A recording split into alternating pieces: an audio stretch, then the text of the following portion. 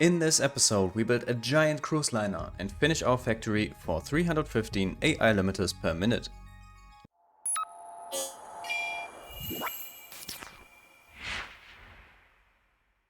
Yo, hello everyone. Welcome back to Pronto Play and Project Nuclear Mayhem in Satisfactory. If you tuned in for the first time, we are building a factory network for consistently providing 252 nuclear power plants with the necessary resources, which is currently the maximum possible in the game if you only take uranium, take care of recycling all the nuclear waste, and have a total output of at least 630,000 megawatt in the end. In the last episode, we kicked off the construction for a factory that will provide us with 315 AI limiters per minute in the end, and the deuterium ingots will be produced in 2 different spots and be delivered to this refinement assembly platform via train, where it will be merged with copper ingots to get us 6,300 quickwire. And while building this huge platform, the idea of making this factory looking like a huge cruise liner took shape, so today we are doing just that, while finishing the rest of the build of course. Because we still have to bring in some copper ore with another train for the ingots, and then roughly 1500 copper sheets that will be mixed with the quickwire in order to get the AI limiters assembled. Originally I intended to make a separate building for the copper sheets, but since the copper ore is right around the corner anyways, right over here, and since the cruise ship can be as massive as we want, we will actually extend the width of this platform and include it into this build. I'm just extremely glad that I left so much space to spare so that we are able to expand. Now the platform is 16 foundations wide and it should be 128 foundations long. According to the internet, cruise ships are roughly 8 times as long as they are wide, so this should check out quite well in the end in terms of proportion. Now we are placing another 42 refineries for pure copper ingots, and since the ore is coming from over there, we start from this corner.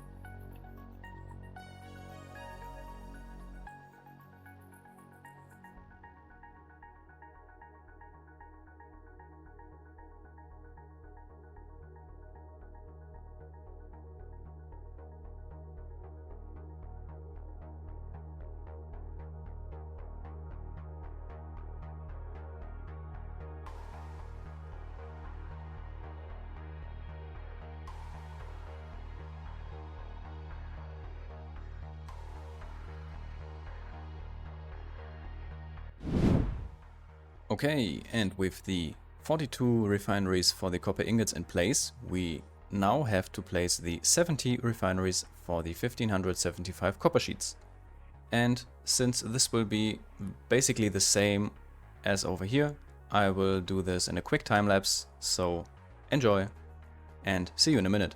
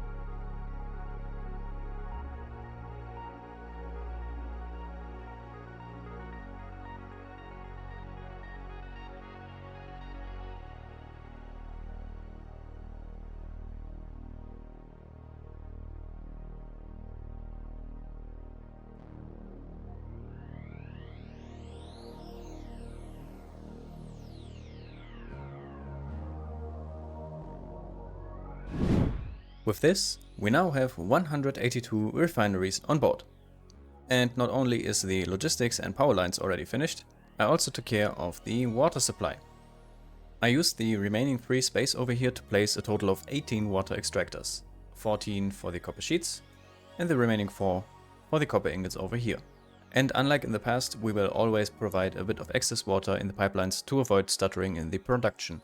For example, 5 water extractors feed 26 refineries with 600 water, but just 585 are required. And if we go a little bit further down the line, of course, the remaining refineries at some point don't add up to 26, so we scale down accordingly. We could also include the 6 extractors from up there in this spot here. But then we'd have to extend the platform again, because unfortunately it's just a bit short for 6 extractors currently. On the one hand, the outside cosmetics might be cleaner with all extractors being inside, but I also don't want to make it too jammed in here. If you want, let me know in the comments what you would prefer. Also, the load balancing of the copper ingots for the sheets has been a bit tricky, but I solved it as follows. I divided the ingot refineries into groups of 375 output per minute.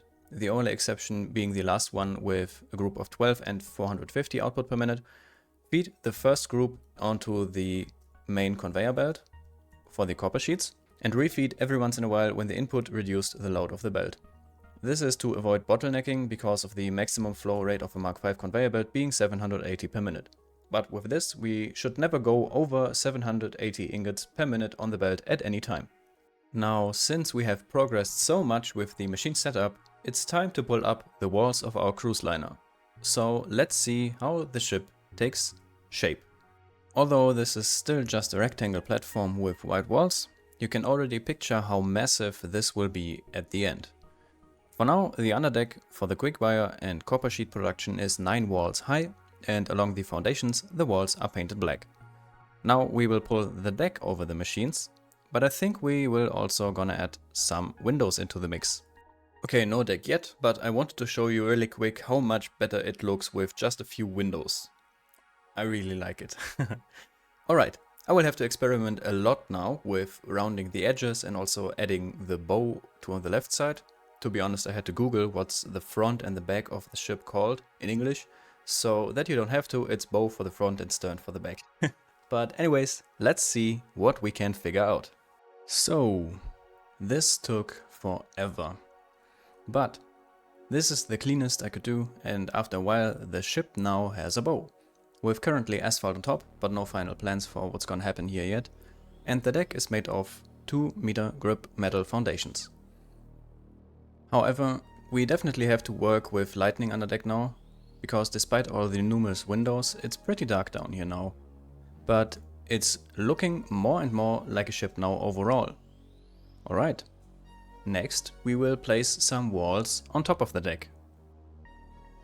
And I think the stairway over here on this corner won't stay, because I want to pull this building on top of the ship a little bit up on top of the bow, but then it would interfere with the stairways, so this will go. But yeah, the idea is to have a building that has a little bit of steps, incline over here, and makes room for another factory building on top, because we still have to deal with the assemblers that build the AI limiters with the items that are produced down below. But let me prepare something and then I think I can show you best what I mean by building it. Oh yeah, and also I have to be careful now, because since we expanded this platform so much, we are actually now getting too close to the world map border. So I can't really just walk here and build, because I'm actually out of bounds then and take damage. So yeah, this is why building this side was also a big struggle, because of the constant damage. But yeah, can't be helped.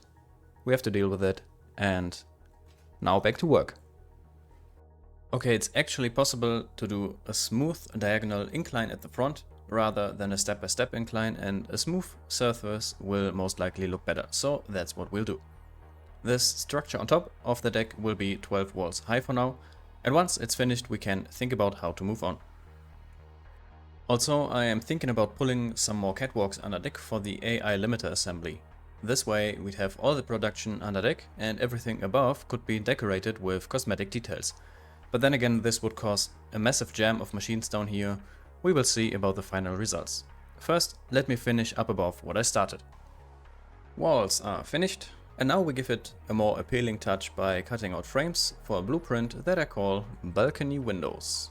Basically, these are 4x8 frames of frame windows with catwalk corners, and hopefully in the end it will look like that this cruise liner offers a bunch of suites with balconies. Now the factory looks like this, with a lot of rooms providing a view across the ocean on both sides, and some even bigger full glass suites on the back with even bigger balconies. I also smoothened the edges of the stern so that it looks a bit less like a house, but more like an actual ship. Okay, again a little bit of time has passed, and after a bit of brainstorming and testing I can show you further progress. Not only do we have an upper deck now, it also has a go-kart track on it. Once I've finished the cosmetics of the track and put some road barriers for safety, we can test our skills here and set a personal best to challenge ourselves in the future. And we do have a bridge now, from where the captain can steer and navigate the ship. It's also on par with highest technology standards with a radar tower on top, providing all the necessary data, mostly because there's no steering wheel available in the game. Now the kart track will be put inside a glass dome, and for the rear, or the stern, I already have something in mind as well. So hold please. Now this looks like a cruise liner if I have ever seen one. First of all, we should label it with a name, but I don't want any legal issues with a prominent cruise ship company. So I went with what actually is getting produced inside, and we go with II for now. But feel free to help out with suggestions in the comments and we'll decide on a definitive name together later. Anyways, the kart track is complete and encased in a glass dome, and the first kart is going round and round, showcasing the current best lap driven on it. But please don't look too close, it went awful. Furthermore, right next to the kart track we have a helicopter landing spot now. For any extravagant guests who want to arrive by heli, or if they get added to the game later for ourselves to use, we are prepared now. Then on the stern, we added a machine room for the engines with 2 drone ports for future use for in and export, as well as 2 chimneys. And I'll have a surprise feature implemented here, but we'll get to that at a later point.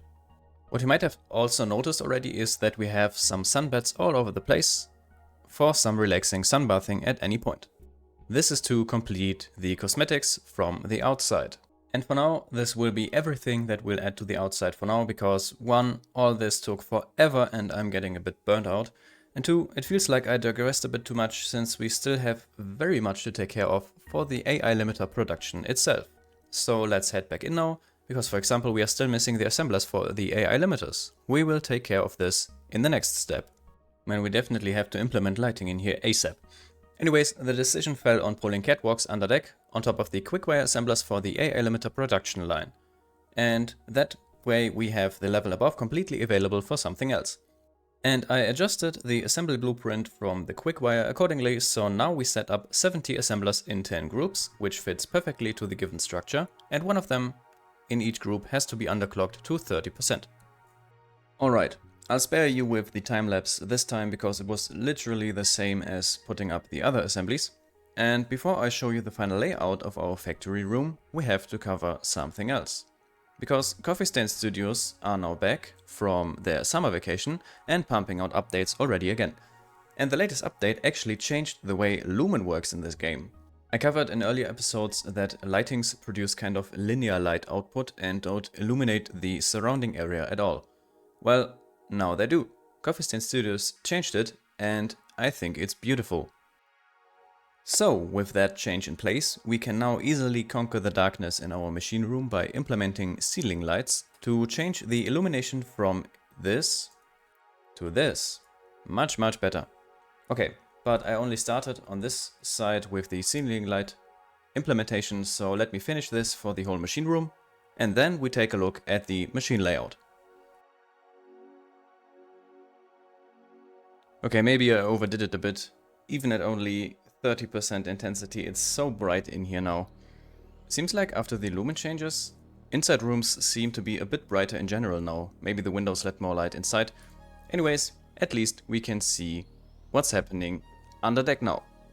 On top of the first 70 assemblers for the quick wire, we now have a second line of another 70 assemblies, and these take the quick wire as well as the copper sheet and make AI limiters out of it.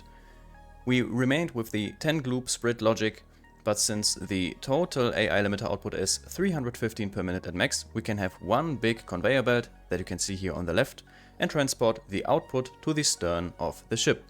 Now we have to make sure to provide the factory with the necessary input resources. For that, we will expand the route of our spirited away train in order to transport the caterium ingots that we already took care of, as well as some copper ore for the copper sheets to the ship. The miner for the copper ore is already in place, as displayed in the bottom right corner here.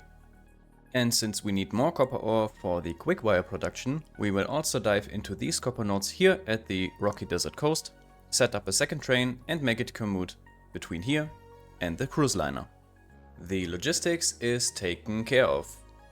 Now the cruise ship is anchoring at a pier rather than in open water, but for now I didn't bother too much with the cosmetics. Getting the production up and running is currently our priority one. And for the input we now have one train track from either side, leading to our north and south pier train stations, where the copper ore and the caterium ingots will be unloaded and fed into the ship.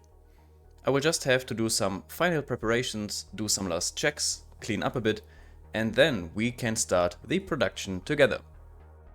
Alright, now everything should be prepared for our AI limiter production. And now let's start everything up, one by one, and see if it works as intended. First of all, we start with our caterium factory number 1. And anytime soon, the caterium should reach this place. There it is. Water extractors are also running. So, our first factories should come to life very, very soon. But I have the small feeling that something's not working as intended. No water. Why is that? Okay, I already forgot how I laid out the pipeline network here. I thought I was missing the other line, but at first this line here had to fill up and back up completely with water, but now it's flowing to the other side as well. So we should have some green lights over here as well, and we do. Everything is getting provided with caterium ore and water, and we see the caterium ingots flowing underneath us. Also getting backed up, because our train is currently docking, but seems like this is working. Alright, first one is running, let's go to the next one. Alright, since this is a complete replica of the first one, we simply have to flip the switch and it should run basically the same. So let's give it a minute, and after a little bit of time, everything is running smoothly as well. Next up, we have to get the copper ore over here, because I wanted to avoid building another train station, because docking takes so much time, and in order to have a smooth process, I will bring the copper ore over here. So let's start up the copper miner.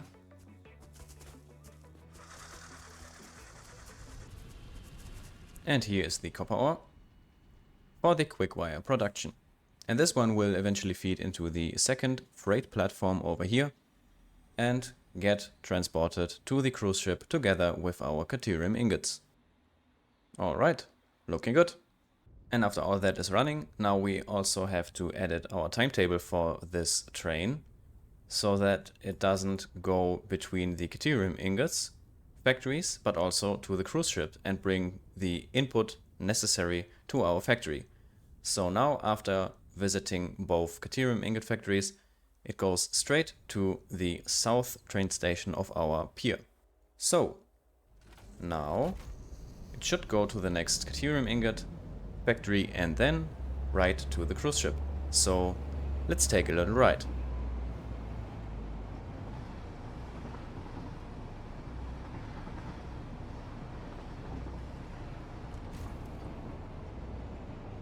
This one is in the wrong direction. I will fix that right away. Alright, take two. Now it should work as intended. Sorry for that. Okay, entering from the right direction this time. Let's actually see, is this one set on unload? Yes. And yes, okay. And on one side now we have the Caterium ingots, and on the right side the copper ore. Perfect. Let's actually see. I have to do a better enter point for the factory. But now the copper ore is going to the copper refineries for the copper ingots that are then used for the copper sheets. And the Caterium ingots are going to the assembly line for the quick wire. Perfect. Alright, and now we are at our 2 normal copper nodes for the copper sheets or the copper ore that will then go into the copper ingots that will then be used for the quick wire production. So let's start up these 2 as well. And then we have another train station that is only dedicated for this copper ore. And we have a double train. Excuse me, but you have to leave, otherwise you will be ran over. Anyways, now we have an even better train over here, because it's again a commute train that goes into both directions. And the timetable will simply be from here to the north train station. So let's actually see if this one here is set properly. And this one will actually be 1050 copper ore per minute needed. So let's turn on the self-drive mode and see if it works.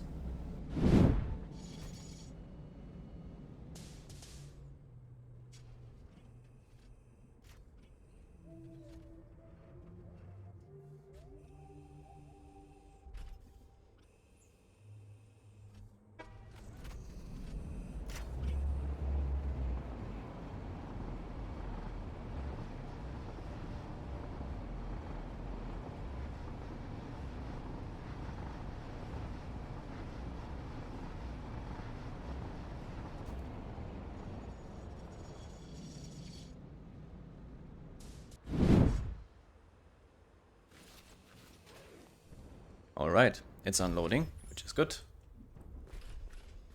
And since we have that much of copper ore needed per minute, I think one freight car has, okay, 32 slot capacity, so basically we just have over 3 minutes in order to complete one way back and forth to fit the need or to provide the necessary copper ore for our copper ingots. Looking good. Let's head inside. There comes our southern train line coming in for another unload. Very, very nice. I definitely have to insert more ways to enter the machine room. This is a pain. Alright, everything has backed up a bit. Let's actually see on the other side if there's copper ore reaching already here. Yes, backing up, very nice. So I think we are good to go and flip the switch over here and actually see what that does to the power consumption. So, 3, 2, 1, AI limiter production finally online.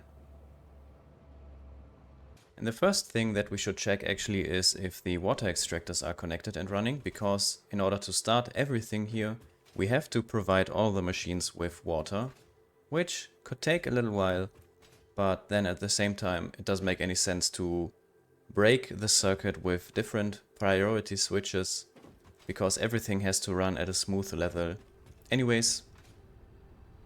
But this is looking great. All green lines on the water extractors. This one already started. So we should see our first copper ingots coming out at any time. And here it starts.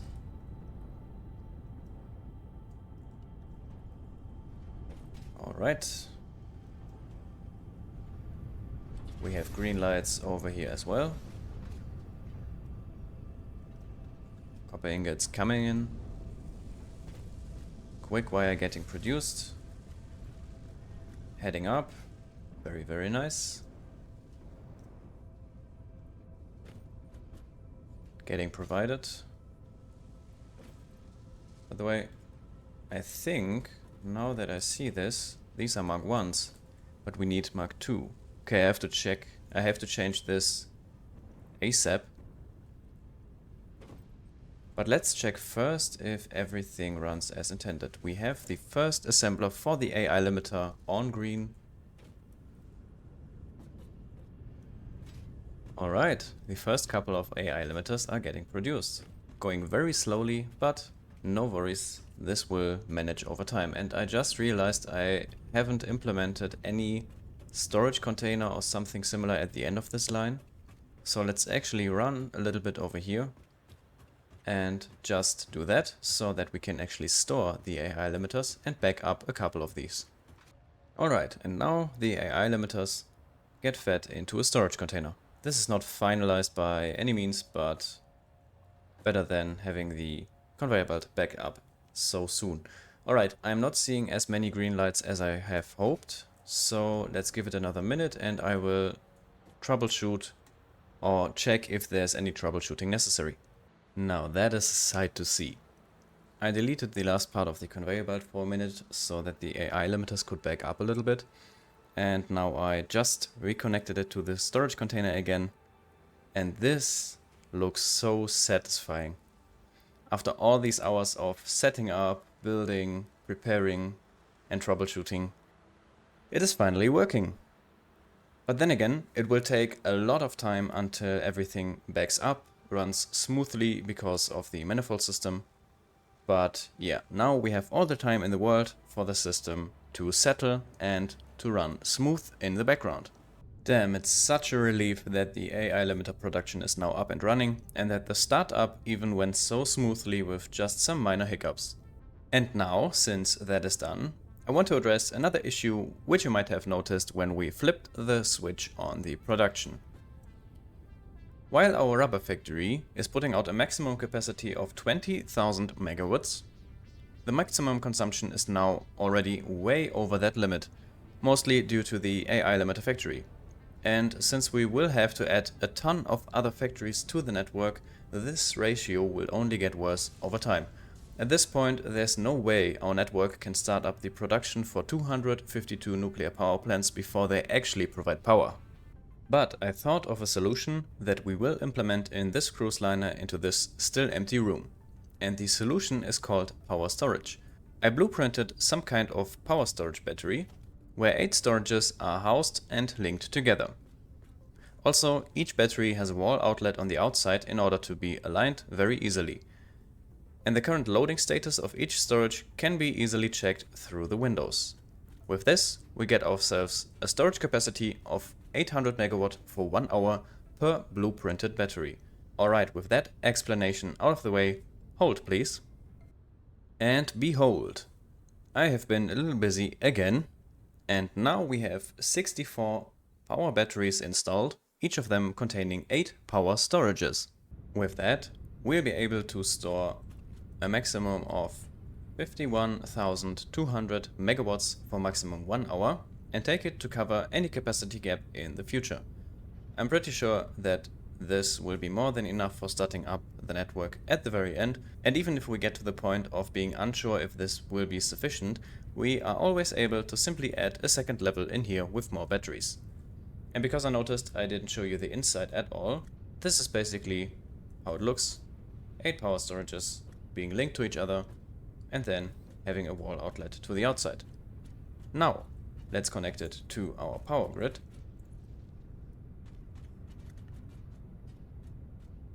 And now the power storages are immediately charging, and at this ratio it will take around 5 hours, but then again we don't have any hurry, no rush whatsoever. Once they are full, they'll be sitting here idle anyways, so this will take a while, but it doesn't matter. Alright, now this concern is gone for the future as well. And I just noticed I totally forgot to show you the feature of our machine room at the stern. Ta-da! The chimneys can produce smoke. And this is because I inserted a coal generator in each of the chimney, where at the very back you saw earlier a water extractor, which can be seen as a pedal or a rotor from the ship in order to drive it forwards. And inside there's also a storage container containing petroleum coke. I now fed it manually, but actually the idea for the later stage is to bring petroleum coke continuously in via these drone ports, and then with this we have the chimneys smoking constantly. So eventually these conveyor belts will be connected to this storage container, but other than that there's nothing really inside for now. The petroleum coke simply goes upwards and the water is getting transported up here and pumped from this water extractor here at the very back. So with this, we can finally mark the AI limiter production as completely taken care of. This also means that we partially took care of the crystal oscillators as well as the electro control rods, and although these still have to be finalized, this was a big leap forwards to our finish line. And with that out of the way, I already know exactly what I want to do next. We will deal with our demand of aluminum casing, because in this process we can add something else to the mix that we have not considered at all until now, but it will be a game changer for everything in the future. So make sure you don't miss the upcoming parts. And with that, this is going to be it for today. We still have to deal with some cosmetics for the final touch of our cruise liner, but I'll put that on the same parking lot as our concrete and silica factory. Maybe we can make a cosmetic stream in the future and polish all the aspects of our network together that remain to be finalized. Also, I'm sorry for how long this episode took me to produce, but aside from some days of vacation, job responsibilities and private life in general, this thing over there took just an immense amount of time and effort to look like this. So if you enjoyed the episode, please hit the like button and subscribe to the channel. It would mean so much to me. And of course, feel free to share your thoughts in the comments. I'm always appreciating any kind of tips and advices on how to improve, as well as any feedback in general. Thanks again for tuning in, and I hope to see you in the next one.